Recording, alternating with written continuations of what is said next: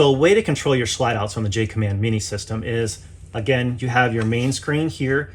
You have the button here that scrolls between the different pages. You're going to go to the motors functions, and then as you can see, slides 1, 2, and 3 are down below. To get to them, you're going to hit the select button to scroll through and get to them.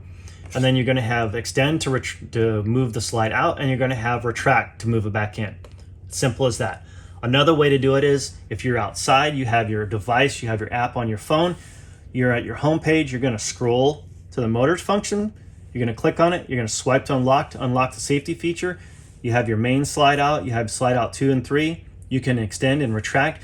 So you can be outside walking around your unit and watching your slide outs be moved out. And so if you're close to something, you know that you will have to stop it. No worries of hitting something without. That's how you control the motor function or your slide outs on the JAYCOMMAND mini system.